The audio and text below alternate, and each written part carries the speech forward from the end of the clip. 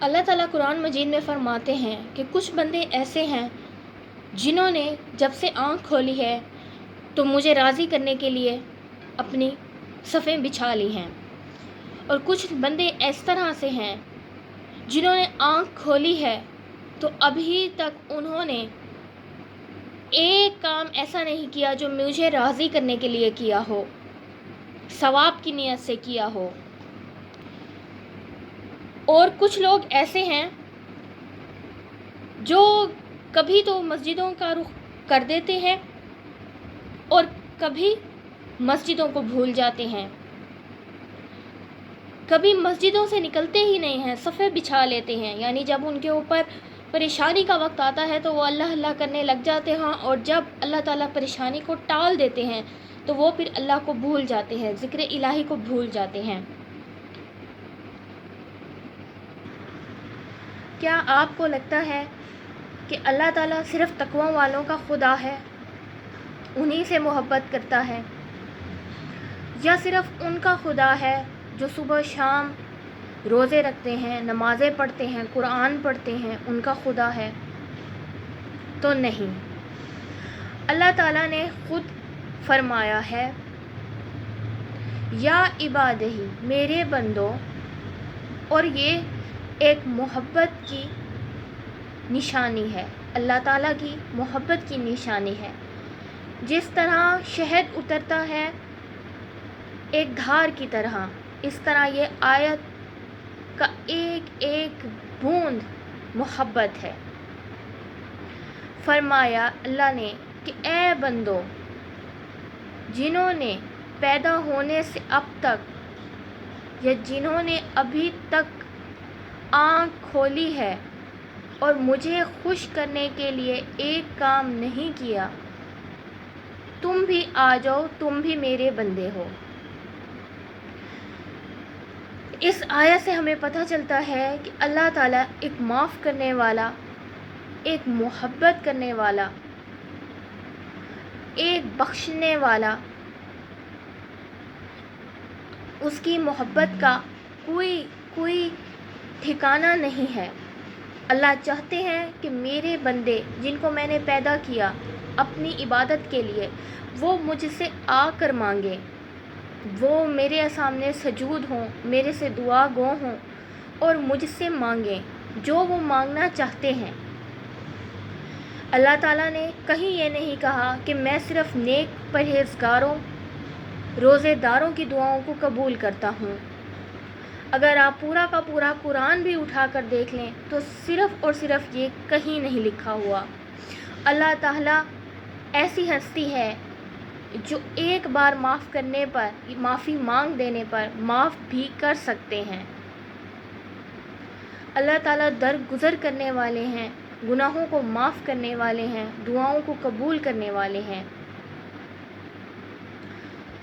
جو شخص یہ سوچ رہا ہے کہ وہ اب گناہ کر کر کے اتنا پکا ہو چکا ہے کہ اب واپسی کا کوئی ٹھکانہ نہیں، اور اب اللہ اس کی دعا کبھی سن نہیں دیں گے، کبھی دعا قبول نہیں کریں گے، تو وہ غلطی میں ہے۔ اللہ نے کہا ہے کہ میرے بندوں، جنہوں نے آنکھ کھولنے سے لے کر اب تک ایک کام نہیں کیا میری خوشی کی خاطر، تم بھی آ جاؤ، تم بھی میرے بندے ہو۔ اللہ تعالیٰ خالق ہے، مالک ہے۔ حالانکہ آپ اس بات سے اندازہ لگائیں کہ جب اولاد تک ہماری نافرمانی کرتی ہے، ہماری بات نہیں مانتی، تو ماں باپ اس اولاد کو جھنجھوڑتے ہیں، ڈانٹتے ہیں، ڈپکتے ہیں، یا گھر سے نکالنے کی دھمکی بھی دے دیتے ہیں، حالانکہ وہ ماں باپ ہوتے ہیں۔ لیکن یہاں اللہ خالق ہے، جس نے تخلیق کی ہے کائنات، جس نے بنائی ہے کائنات، جس نے انسانوں کو بنایا ہے۔ وہ یہ کہتے ہیں کہ تم جتنے گناہ کر کے آؤ، اگر میرے پاس معافی مانگنے آؤ گے تو میں معاف کر دوں گا۔ ضروری نہیں کہ تم پرہیزگار ہو، ضروری نہیں کہ تم عبادت گزار ہو، ضروری بھی نہیں کہ تم نماز، روزے، تہجدیں، ہر چیز میں پرفیکٹ ہو، 100% لے کر آؤ۔ اگر تمہاری نیت صاف ہے، تم سچے دل سے توبہ قبول کرنے والے ہو، تو ایک بار توبہ مانگ کر ضرور دیکھو۔ اس طرح اللہ تعالیٰ جن بندوں سے راضی ہوتا ہے اس کی بھی کچھ نشانیاں ہیں، اور جو لوگ یہ سمجھتے ہیں کہ اللہ ان سے راضی نہیں ہے تو وہ ایک بار اپنی زندگی کے اندر سچے دل سے ضرور معافی مانگ کر دیکھیں۔ اللہ تعالیٰ معاف کر دینے والے ہیں، بخشنے والے ہیں، مہربان ہیں، وہ غفور الرحیم ہے، وہ رحم کرنے والا ہے۔ اس نے یہ کائنات بنائی ہے اپنے بندوں کے لیے۔ اسی طرح اللہ تعالیٰ کی ایک اور آگے بھی حدیث ہے، حدیث نہیں ہے، روایت ہے کہ اے داؤد، اگر ان نافرمانوں کو پتہ چل جائے کہ میں ان سے کتنا پیار کرتا ہوں تو ان کے کلیجے پھٹ جائیں۔ یعنی وہ شخص جس کا سر سے پیر تک وجود گناہوں میں ہے، یا وہ سر سے پیر تک نافرمانیاں ہی نافرمانیاں ہیں، گناہ ہی گناہ ہیں، بغاوت ہی بغاوت ہے، اور اس کا کوئی وجود نظر نہیں آتا، تو وہ انسان بھی یہ بات سن لے کہ اللہ نے کہا ہے کہ تم بھی میرے ہو، تم بھی میرے پاس آ جاؤ، تم بھی میرے ہی بندے ہو، تم میرے پاس آ جاؤ۔ انسان نافرمانیاں کرے ایسے مہربان رب سے، کیا یہ ٹھیک ہے؟ کیا ایسے مہربان شخص کی بات نہ ماننا ٹھیک ہے؟ تو پھر ایسے مہربان اللہ سے بغاوت کس بات کی؟ جب ہم کسی انسان کا چھوٹی سی محبت دکھانے پہ اس کے گرویدہ ہو سکتے ہیں، تو اللہ وہ ہے جس نے اس مہربان شخص کو بھی بنایا ہے۔ اللہ تعالیٰ ہمیں معاف کرنے کے لیے، ہم سے محبت کرنے کے لیے ہمیشہ تیار رہتے ہیں۔ دیر ہم سے ہوتی ہے، کوتاہی ہم سے ہے، بغاوت ہم سے ہوتی ہے۔ اگر ہم اللہ تعالیٰ سے محبت کرنے اور اس کو محبت کا جواب محبت سے، اس کی بات مان کر، اس کا فرما بردار بن کر، عبادت گزار بن کر اس کا بات مان لیں تو کیا ہی حرج ہے۔ ایسے میں ہم چند ٹکوں کے پیچھے، چند روپیوں کے پیچھے، چند زمین کے ٹکڑے کے پیچھے، کبھی جھوٹ کے پیچھے، کبھی دھوکے بازی کے ذریعے اللہ سے نافرمانی اور بغاوت کا بیڑا اٹھا لیتے ہیں۔ ہم سمجھتے ہیں کہ یہ ہماری کامیابی ہے، ہم نے جو نافرمانی کا یہ بیڑا اٹھایا اور چند ٹکے خرید لیے اس بغاوت کے بدلے، تو یہ ہماری کامیابی ہے۔ تو یاد رکھیں کہ انسان کی سب سے بڑی ناکامی یہ ہے کہ وہ اللہ سے بغاوت کر بیٹھے۔ جو محبت دینے والا رب ہے، جو معاف کرنے کے لیے تیار بیٹھا ہے، جو دینے کے لیے تیار بیٹھا ہے، اس سے بغاوت نہ کریں۔ اگر آپ دعاؤں میں اللہ تعالیٰ سے مانگ سکتے ہیں تو مانگیں، جو مرضی مانگیں، اللہ تعالیٰ دینے پہ رازق ہے، مالک ہے۔ بغاوت کر کے اللہ سے بغاوت کرنا نقصان کا سودا ہے، جو انسان خوشی خوشی چند ٹکوں کی خاطر طے کر لیتا ہے۔ یہ دنیا عارضی ہے، یہ دنیا عارضی ہے، اس نے مٹ جانا ہے، قائم رہ جانا ہے تو اللہ نے، اللہ قیامت کے دن نے، جنت نے، دوزخ نے۔ جو جنت میں جائے گا وہ اصلی کامیابی اسی کو ملے گی جو جنت میں جائے گا، وہی ہم کے حقیقی کامیابی ملے گی اس کو، وہ حقیقت میں کامیاب ہوگا۔ اسی طرح ایک اور جگہ روایت ہے کہ کوئی مرد، عورت، بچہ تو خیر معصوم ہے، اسی طرح کوئی بھی اللہ کا مطلب ہے کہ ہر کوئی جو شخص بھی اتنے گناہ کرے کہ یہ پوری دنیا کی زمین، یعنی پوری 24,000 کلومیٹر کی زمین گناہوں سے بھر جائے اور یہاں ایک گناہ مزید رکھنے کی بھی جگہ نہ ہو، تو ایسے میں کیا ہو کہ اب گناہ کی ایک اور گناہ رکھے جائیں۔ جس طرح بوری کے اوپر بوری رکھی جاتی ہے، اس طرح اب گناہوں سے بھری ہوئی زمین کے اوپر پھر گناہ رکھے جائیں، اس طرح اب تہہ گناہ رکھے جائیں، اور یہ گناہ رکھتے رکھتے یہ گناہ زمین سے اٹھا کر آسمان تک پہنچ جائیں۔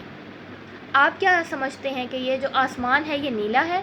یہ آسمان نیلا نہیں ہے، یہ سورج کی روشنی ہے، آسمان تو ہے ہی نہیں۔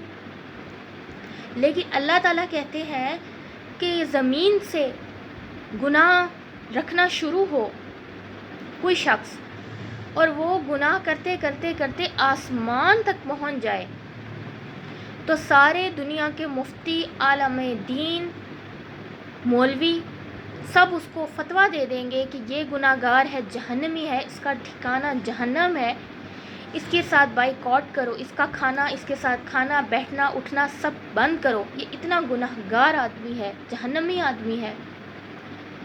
لیکن اگر وہ بندہ مجھ سے کہے کہ ہائے اللہ مجھے معاف کر دے، تو اللہ تعالیٰ فرماتے ہیں کہ میں اس کی اس بات پر سارے کے سارے گناہ معاف کر دوں گا۔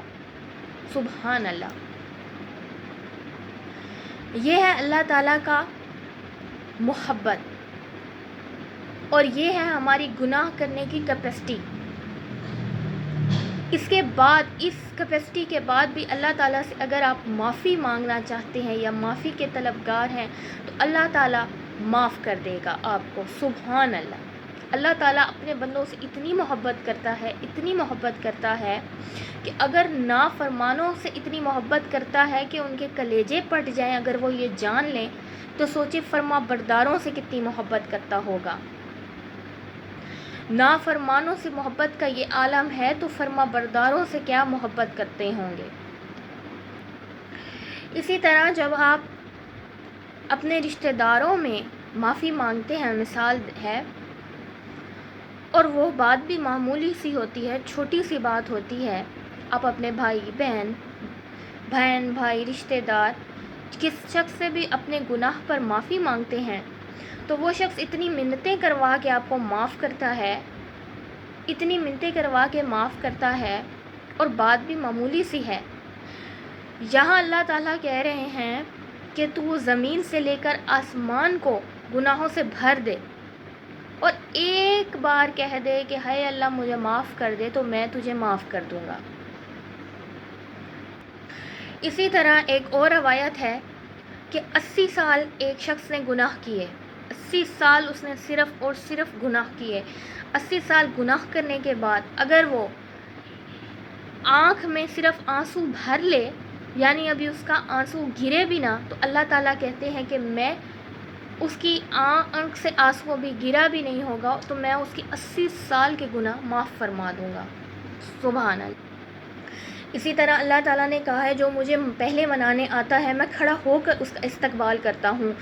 یہاں 80 سال کے گناہ اگر اور جسم کا ایک ایک بال، ایک ایک ذرہ، ایک ایک جسم کا حصہ گناہوں کے اندر ڈوب چکا ہے، گناہوں میں بندھ چکا ہے، اور انسان کو سب لوگ کہہ رہے ہیں کہ جا تیری تو عمر ہی گزر گئی گناہوں کے اندر، اب تو کس منہ سے جائے گا حج کرنے، نماز پڑھنے، مسجد میں، اب تو تیرے بال سفید ہو گئے، تیرے منہ میں دانت نہیں رہے، تیری کمر تک جھک گئی، اب کون، اب تو توبہ کرنے چلا ہے، تو وہ شخص اگر آنکھ میں آنسو ابھی گرا نہیں، آنکھ سے آنسو ابھی تک گرا نہیں، اور کہہ دے کہ اللہ مجھے معاف کر دے، تو اللہ اس کو معاف کر دیتے ہیں۔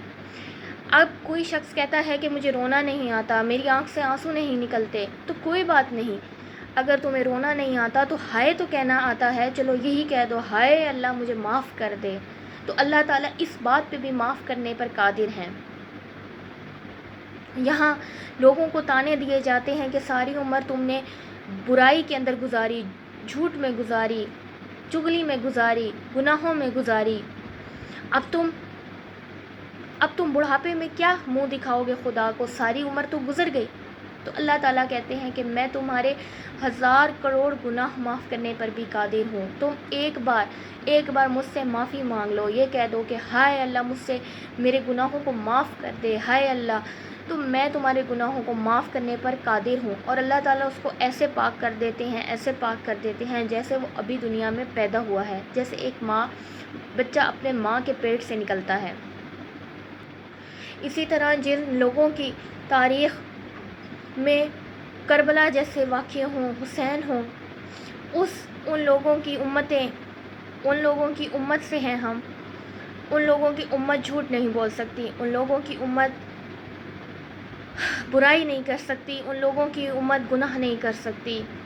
اسی طرح اللہ فرماتے ہیں کہ تو ایک بار گناہ کر اور پھر اس نیت کو مجھ سے معافی مانگ اور پھر واپس گناہ کر، پھر واپس مجھ سے معافی مانگنے آ، میں تجھے معاف کر دوں گا. اس طرح اس نیت کو 100 بار توڑ، 1000 بار توڑ، 1,00,000 بار بھی توڑ، جب آئے گا جب معافی ملے گی، جب آئے گا جب معافی ملے گی. یعنی اللہ تعالیٰ سے گزارش ہے ہم سب کی کہ اللہ تعالیٰ ہم لوگوں کو معاف کرے، ہم سب لوگوں کو صحیح سچے اور نیک راستے پہ چلنے کی توفیق دے. اللہ تعالیٰ جنت کے دروازے ہمارے لیے کھولے، قیامت کے دن ہمیں اپنی رحمت سے ہمیں معاف کرے، ہمیں قیامت کے دن عزت سے اپنے گھر بلائے اور ہمیں جنت عطا کرے. آمین انشاءاللہ.